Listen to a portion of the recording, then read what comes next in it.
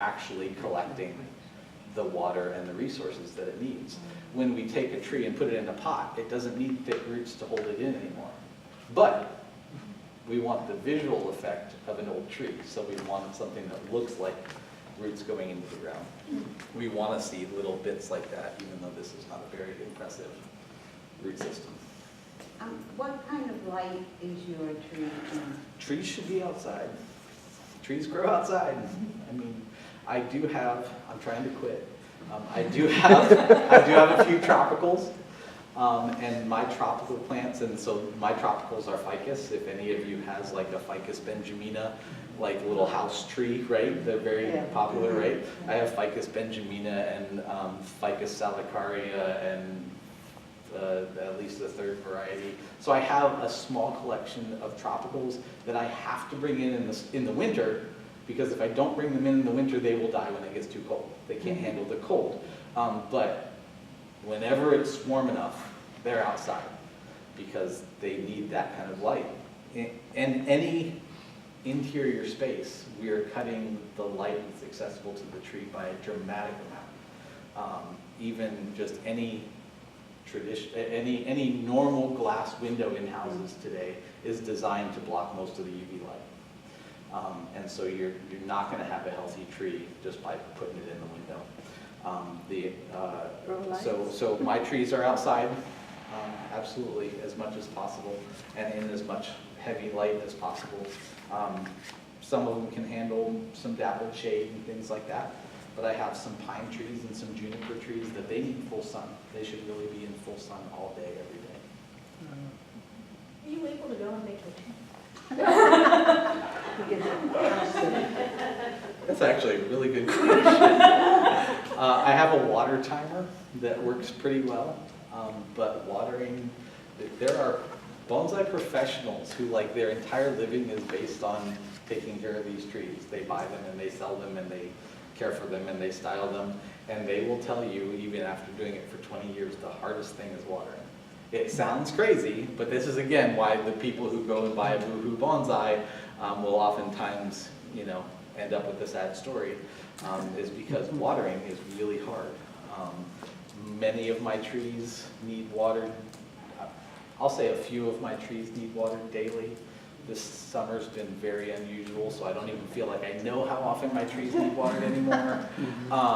But some of them need watered daily. So the problem is, I don't want to water my trees until they need water. Like I said, I've lost more trees to rot than anything else, which means the roots were too wet for too long, right? And so when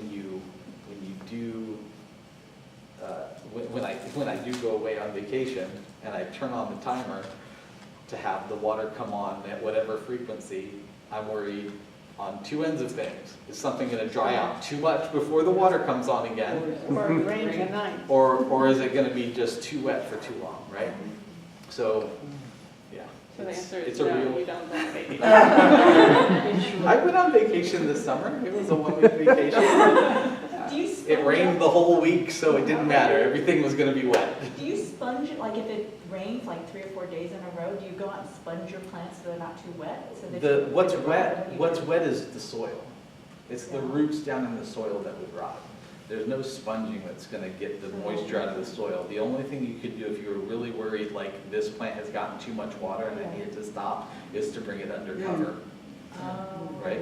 And I do have some places where I can bring it under cover, and I have in the past even taken a rainfly from my tent and hooked it up in a section in my yard and moved some plants under it. And the one plant that I did that for died anyway. Didn't like the No gratitude. Can you talk about the difference between the Japanese bonsai and the American bonsai, and what's really going on? And I'm thinking in terms of ancestry and time and the tradition of bonsai in Japan and how some people will be able to take care of generations of plants over 200 years, and they'll keep those plants alive. Right. And you know, there's are you familiar? I call it, fondly refer to it as the Hiroshima tree that's at the National Arboretum. How many of you have been to the Bonsai and Penjing Museum? Worth a trip, absolutely. The Bonsai and Penjing Museum, and there's a white pine there that's referred to sometimes as the Hiroshima tree.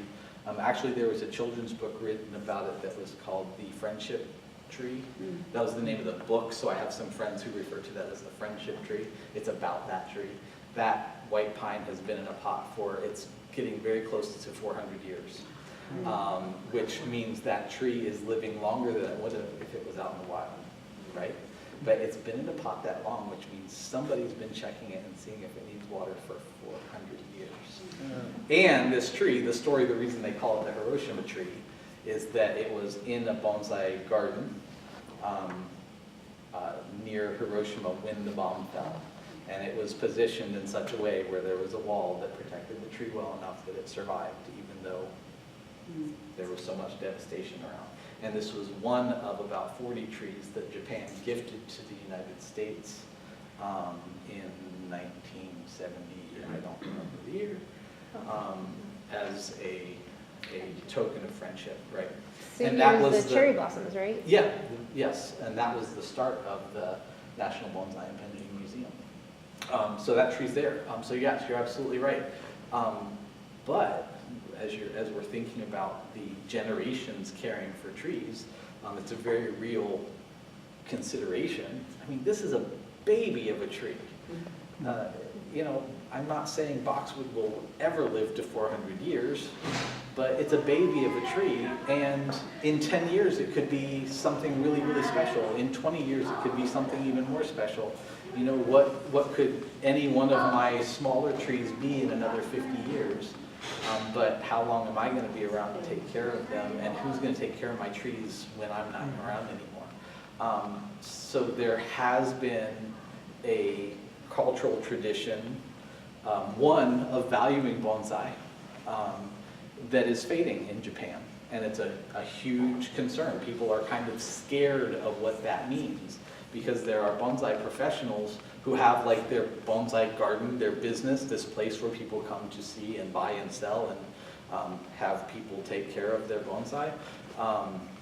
And they don't have a next generation to take over, and they don't know, because like their kids don't want to run the family business anymore, or bonsai's like losing value. But it might be dropping in Japan, but it's kind of spreading, that interest is spreading globally, because there are bonsai organizations and interest in bonsai around the world. Every country you can find. Yeah. So. I think we have time for one last question.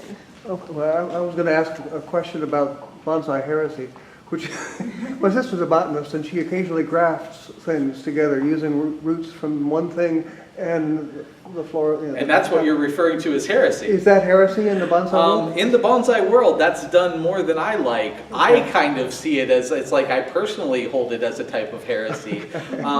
But I don't come with a traditional Japanese bonsai perspective. I like the idea of saving a tree off of the curb. I like the idea that, and I just did this, Woodson High School, Oakton High School is under renovation right now.